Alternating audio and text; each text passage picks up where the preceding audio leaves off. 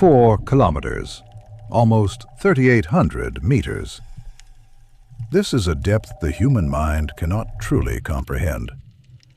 It is a fall into eternity. The pressure here is 400 atmospheres, the equivalent of 50 passenger airliners pressing down on every square meter of your body, enough to crush lungs to the size of a fist and crumple metal like foil. Light does not exist here.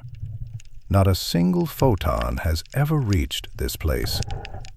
This is eternal, icy, absolute midnight. The water temperature is around 0 degrees Celsius. This is an alien world, more hostile than the surface of Mars.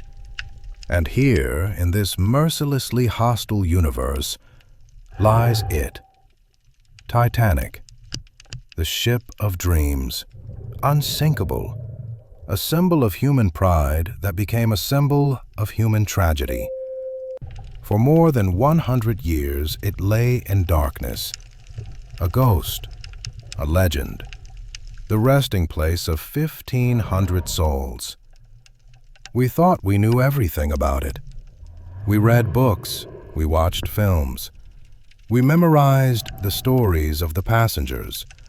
We saw the grainy, ghost-like footage of the first expeditions which, like flashes in the dark, revealed its rusted silhouette.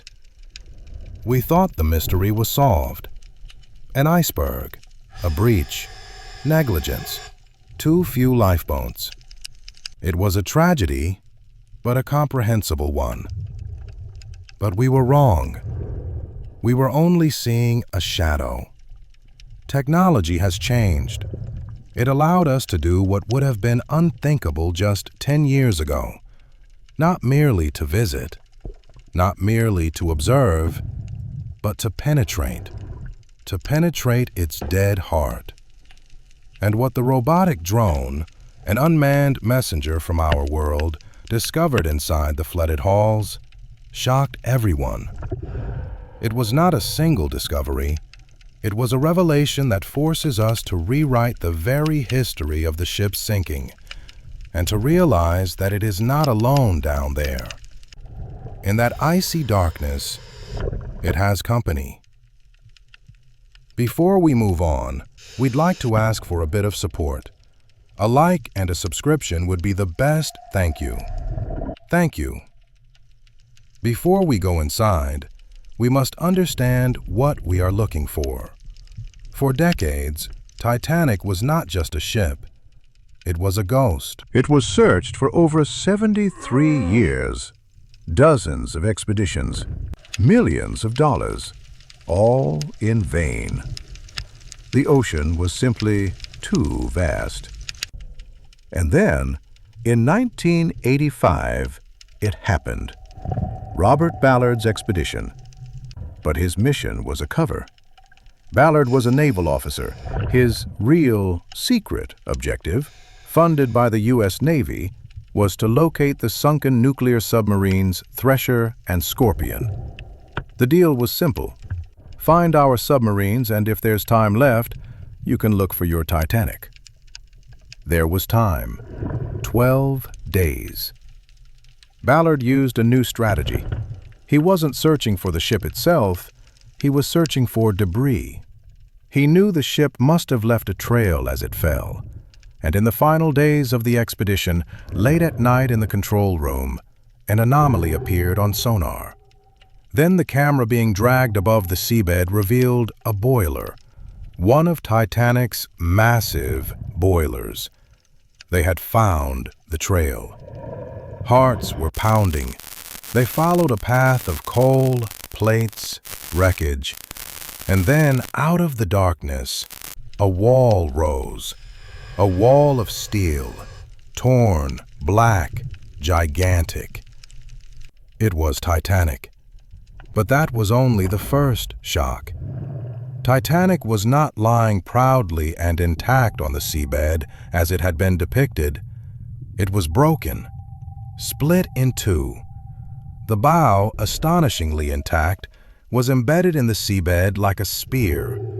The stern lay 600 meters away, and it wasn't a stern. It was a battlefield. Twisted, shredded, exploded metal. The myth that the ship sank intact was destroyed instantly. The tragedy was far more brutal than anyone had imagined. Ballard's discovery opened the floodgates, but he only looked. Another man wanted to enter.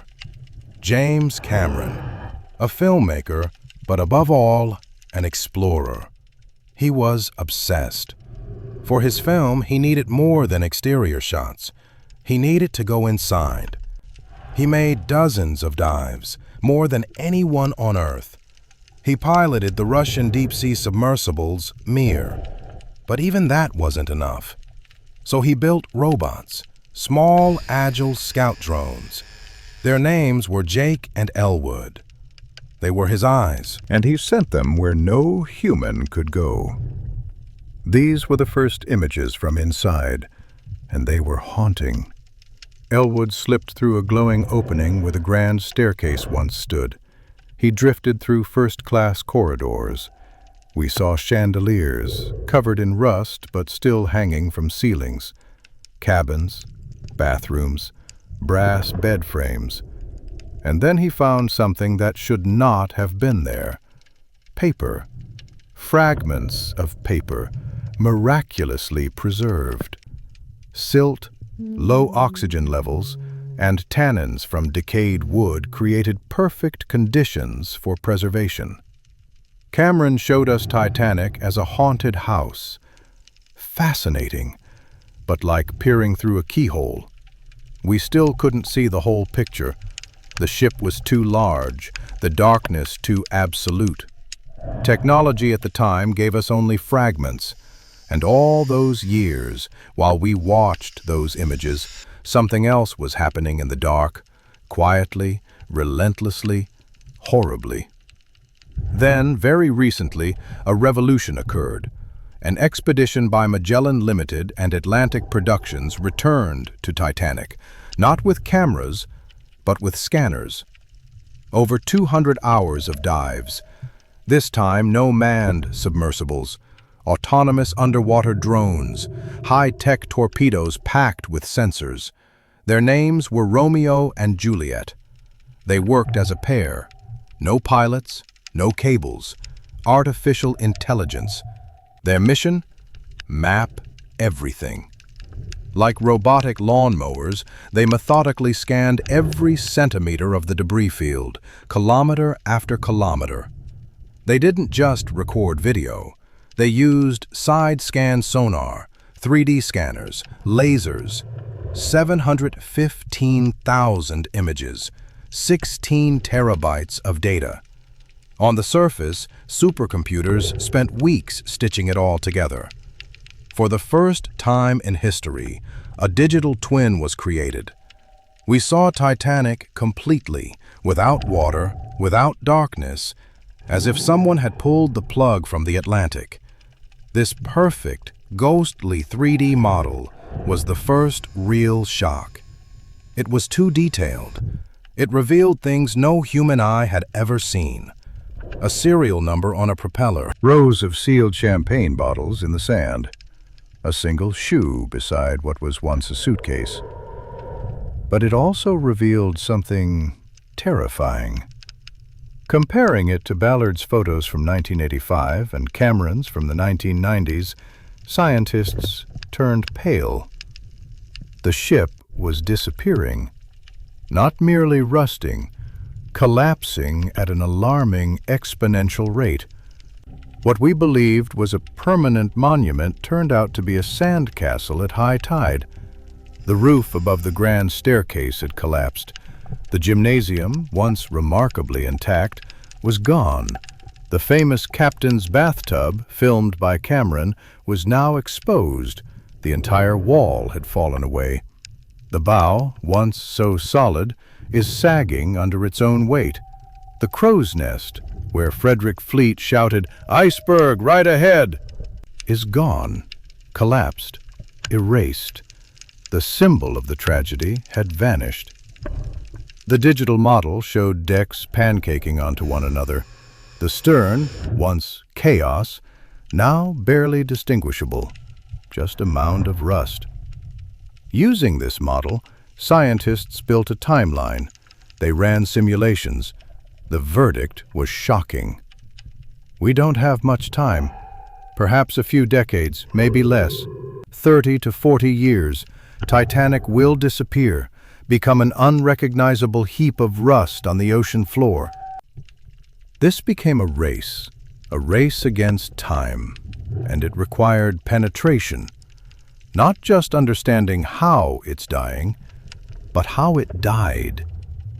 The digital twin provided clues that forced us to rewrite the sinking itself. We all know the story: Titanic at full speed, iceberg, a massive gash, 6 compartments flooded. That version was born during early inquiries. Survivors felt a long, scraping blow. Engineers assumed a massive tear. Logical, dramatic, wrong. 3D scans revealed no giant breach. Instead, a series of dents. 6 separate damage zones spread across nearly 100 meters. The hull was pushed inward, metal cracked. The iceberg didn't slice the ship, it battered it like a hammer. It forced steel plates inward and popped rivets, thousands of rivets, like buttons flying off a shirt. The ship wasn't cut open, it leaked. Water poured in through thousands of tiny seams, a slow, unstoppable bleeding. Why? The answer wasn't on the seabed, it was in a lab. Analysis of recovered hull fragments revealed a shocking truth: the steel itself. Titanic's steel was excellent for its time, but flawed. High sulfur and phosphorus content, today unacceptable. These elements make steel brittle, especially in cold temperatures, brittle fracture. In warm water, Titanic steel would bend.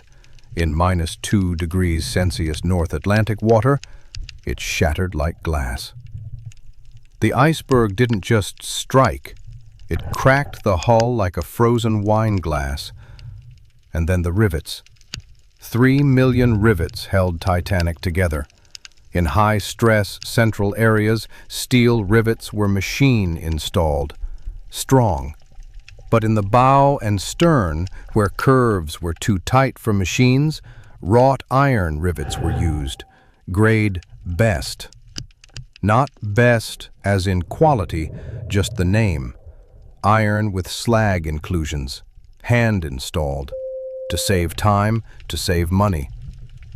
3D scans showed damage precisely where those rivets were used. The iceberg simply popped them out. Titanic was doomed in the Belfast shipyard, a ship with a glass jaw. That was shock 1. Shock 2? Titanic isn't just rusting, it's being eaten by a newly discovered bacterium, Halomonas titanici, an extremophile that loves salt, cold, and iron. It eats the ship, consumes 180 kilograms of iron per day. Titanic is not a monument, it is a reef, an ecosystem. And then shock 3. Among the wreckage lay a mystery, a gold necklace with a tooth, a megalodon tooth. An impossible artifact connecting prehistoric time, the Edwardian era, and today. Unclaimed, unexplained. Titanic revealed no treasure, no ghosts, only truth. And the truth was worse than any legend. Each dive is a farewell. Soon, nothing will remain. What should we save? Artifacts, data, memory? Or should we leave the grave untouched? Write your thoughts in the comments. Thank you to everyone who watched to the end. Your support, likes, and subscriptions mean everything to us. And don't forget to hit the bell.